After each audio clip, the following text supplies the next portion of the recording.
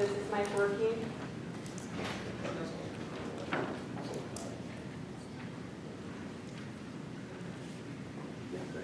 All right.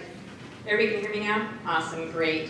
Well, thank you. I am the last speaker today, so hopefully I'll get through this and we can all go out to have lunch and have a great time socializing. And I'm really going to be changing it up. We've heard some great talks about benthic macroinvertebrates, my favorite, and fish and streams. Most of you know me as Bioassessment Program Coordinator for the state of Nevada, but today I'm here as a citizen like you, or a resident, and I'm going to be talking about my concern regarding science literacy, the trust in science, and the trust in us as scientists. And so what I'd really like to get home to everyone is, it is up to us to take this out to the community. So about a month ago, I curated the @RealScientist Twitter account, 70,000 followers. The first 3 days, they got so much bioassessment and aquatic ecology and limnology and threats to water resources in the West. But then I spent Thursday talking about science communication. And I want to be clear, I'm not a professional science communicator. So I'm just flying by the seat of my pants on this. So one of the things, I do a lot of community talks, and if I'm talking about streams or tardigrades, people are so excited, right? Because it's something they don't know about. But if I say, well, this stream is degraded because of grazing and it's causing bank destabilization and sedimentation in the stream, somebody's going to be pissed at me.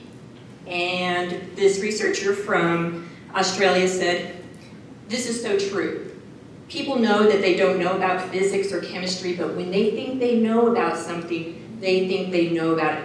And I asked her, well, is this an example of the Dunning-Kruger effect, where you think you know a lot about something, but you really don't? And she said, yeah. Oh, I passed that, sorry. She said, yes, it's very hard.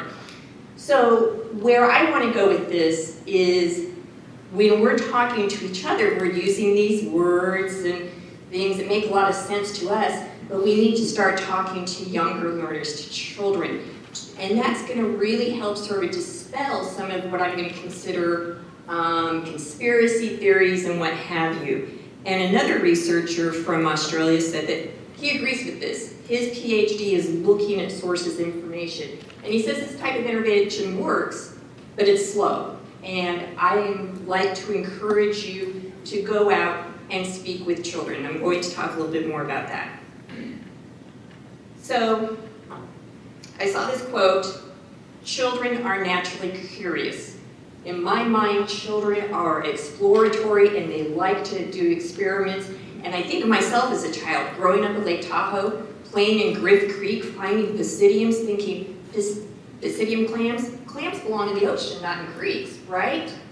But we spend so much time telling children, don't touch that, put that down. And deGrasse Tyson says, just get out of their way. And I'm like, let's take it a little bit further. Let's help them make sense of this world. Let's encourage their curiosity and differentiate between facts and conspiracy. And by no means, I want to make this very clear, by no means am I suggesting that children shouldn't trust their parents. That's not the case at all. But helping them to think critically, to examine the facts, and something that's going to take them into school, into adulthood. So for everyone who did my survey, SurveyMonkey, thank you very much. So let's talk about some of those results. Most of us here are agency professionals, consultants, or partners with agencies, and a few students. But all of us felt that communicating science was important. Not a single person said, this is dumb. Every one of us said communicating science is important. And most of us, the majority of us, we want to communicate our science. And most of us, it's part of our job to do so. It's not part of my job, but I make it part of my job. And some it's situationally dependent, and some are not required to do so. So I'm going to take some of the questions I asked you, and that I also asked on Real Scientists, and we're going to compare them. So I did ask, have you spoken to a community audience in the past year? For Real Scientists, 56 said no. But for us, scientists, a lot of us did go out and speak to a community audience, either adults, children, mixed. Only 25% did not speak to a community audience. So what are your reservations? Is it uncomfortable? People don't like to get up and talk in front of people. I've read that it's the top 3 fears talking in front of people. So with the people who responded on Real Scientists said lack of opportunity. For us, it was lack of opportunity, workplace restrictions, which I didn't think about before, and others. So what are those others? A big thing is our story as scientists is pretty complex, right? How do you make that simple for a general audience? Do they have the basic understanding? Is there a language barrier? Is the message correct? Some people are like, I don't have the time to do that. I'm doing this, this, and this, and now you want me to go out and do this? I don't have the time to put together a presentation. In my free time, I want to hang out at home. I don't want to go out and talk. So part of that was time and resources, funding. Can you go out and do that? And this is a big one. The politicization of widely accepted facts. We don't want to go out and have what we know used against us. To have someone say, but you said this. Well, not in that context, right? So there is a concern of being attacked as a professional if we give out a message that's not perceived as unbiased. So this is really a barrier for a lot of people. So again, I'm talking about working with youth. I guess Skype Scientist is, people love their Skype Scientist experience. I've never done that. I've never done letters to young scientists. For us, most of the people here, myself included, it's been a classroom or youth. That's where we've done working with younger children. So it's my hobby, okay? My friends know it, my family knows it. I love to get out and talk about science. And so in the past year, I've been to classrooms 10 times from special ed to college. You just craft the message a little bit. And it only takes 1 hour to go from ooh to awesome, because everybody loves a bucket of bugs. They do. Community audiences. Usually like a visitor center, like Galena Creek Visitor Center. Marianne, can you come talk on a Saturday afternoon? Of course, I'd love to. And I had one lady, I was showing pictures of diatoms, and she wrinkled up her nose and she goes, you mean those things are alive in the stream? Like they were going to crawl out of the stream and kill her, right? That was not it.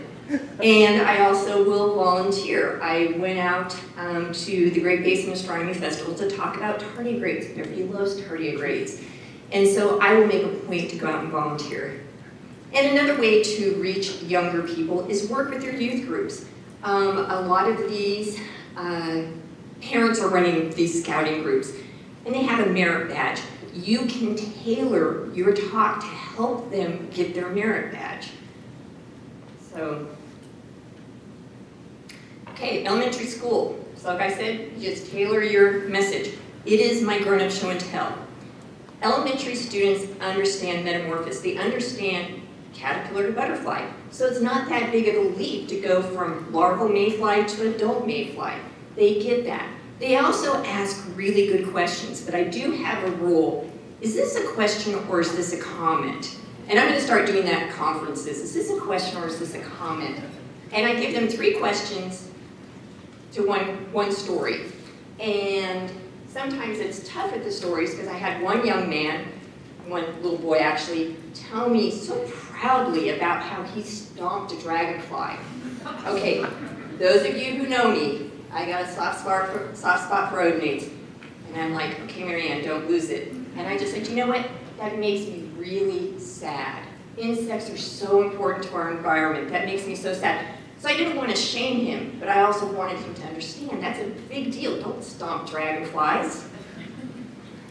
And you usually get about 50 minutes. So I do a 20-minute lecture. I show pictures of the larval form, pictures of the adult form, so they get that, where they live, how they eat, and then I get out the bucket, and chaos breaks out, but it's great. And this has a big impact. These students wrote these thank you notes 2 months after my visit, and they remember, like this young lady, she was so anxious to help me clean up, and that's what she writes. I helped you clean up. And of course, I remember that. I took a picture of her helping me clean up. And I love to play in lakes and rivers. Oh, of course you do. I love to as well. Here we go. This young lady. You're so awesome. I love bugs. Well, thank you so much. I love my favorite part was getting in the tub to look for them. So I give them a cup and a plastic spoon. Nobody gets forceps. And they get pipettes. And one of these days, I'm going to Terranarcy purgatory, where they're going to put me in a plastic cup and chase me around with a big spoon, right? Because the spot I go and get my bugs, I always get one big Terranarcy, and she's like, I was so afraid it was going to bite me, but it was ugly as cute. I'm like, yes. And again, they wrote these thank you notes 2 months after I visited them. This made a difference to them. They understood this. This was a big deal for them. So high schoolers, they're really smart these days, way smarter than I ever was. So treat them like young adults, and don't be afraid to say, stop being a dumbass. Because, and the teachers over there are like, thank you. So you can say, don't be like that. And they ask good questions as well, but turn around and say, what do you think is going on? What do you think is the process?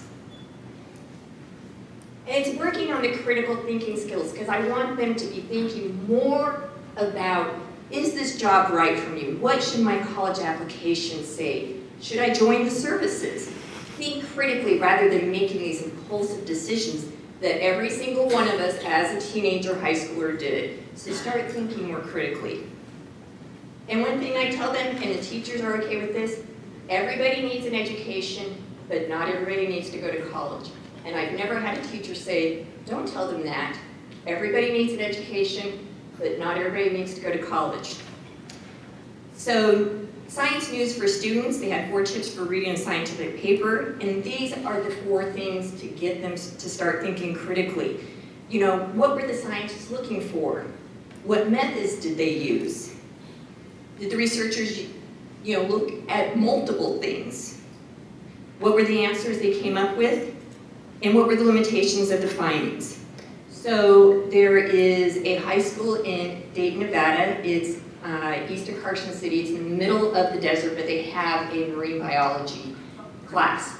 And every year they go down to the Carson River and they get benthic macroinvertebrates. And I come to the class and we look at the invertebrates and we talk about what they are and what they do. And so the teacher said, will you come back and teach my classes? So I went out 5 weeks to look at bugs with them, and I came back. I'm like, how am I going to teach these guys? So I found a paper. Thank you very much, Dave. I picked Dave Herf's paper here because it was local to the area. It was about benthic macroinvertebrates. And so this paper is about rain on snow events. And the great thing was, they said, one kid saying to another kid, what's a rain on snow event? And the other kid said, you know all those floods we just had on the Carson River in Denton where houses were flooded? That's a rain on snow event. That happened because it rained. So I gave them a paper, I broke it up into the sections, and had the students read each section and then present it to the other students. So the first thing, big thing now, draw a graphical abstract. And then for each section, I gave them 3 questions, and I told them, you will find those answers to those questions right there in the text. So some of them wrote out their answers, some of them drew out their answers, and then they had to present to each other. So it was a really great experience, and I think that they got a lot out of it. So, making it fit. I know I'm asking you to go out and talk to younger learners. It's hard to get up and talk in front of all my peers and sit there and wonder, what are they thinking of me? It's even worse with the young students because they're looking at you with those faces. So, actively seek out the opportunity. If you're talking to a teacher or something like that and their eyes light up, oh, you're a scientist? They want to ask you. So reach out your hand and say, can I come talk to your class? I would love to come talk to your class about this. Set the expectation. A bucket of bugs makes kids, kindergartners, and college students squeal. Everybody squeals. Unfortunately, I had one teacher who took away recess from her second graders because they squealed too much. So it's kind of up to you to say, you know, they're going to squeal, they're going to run around, and that's okay. And you know what? There will be water. Things will get wet. And you're not presenting to an expert audience. One of the things was how do you make the question or the content more simplified? Remember, you're the expert, you're not presenting to an expert audience. So when I come and talk to you about benthic macroinvertebrates, I better know what I'm talking about. I better not screw that up. But here, I sit there and I think, when I'm talking about tardigrades, I'm like, ooh, do I need to include this minute little detail? It's like, Mary Ann, no you don't. You don't. And if they want to know it, they will ask. And let your enthusiasm drive the conversation. As you can tell, I'm pretty enthusiastic about it. I love to do it. And then ask them questions. At the end of every single talk, whether it's in a community or a classroom, I say, did you learn something new? Is there something I did not address that you need to know? And if you're here in a meeting and Matt asks me a question, I'll go, Matt, that's a great question. Can I get back to you? Same thing. You can get back to people. But they are learning stuff that they've never known before. And I think that this is a way to restore some trust in science, restore science literacy by giving it to them real. So with that, I'd just like to say, must we always teach children's books? Get them outside, show them what they can do, let them feel it, let them stick their hands in the dirt, pick up a rock and look at a mayfly or dig up some roots. And I thank everybody for their attention. I hope that you feel inspired to go out. If somebody asks, I hope you feel inspired to volunteer because again, from my experience, this is making a big difference. And I think one of the ways that it felt very real to me was to get those thank you notes. 2 months. They remembered so much after 2 months. Think about the impact you can have. If fourth graders remember something 2 months, did you make your bed? Huh? Was I supposed to do that? But 2 months later, they can remember the ugly, cute termites. So enjoy the rest of your week. Have a great week, and we'll see you all next year with Jen.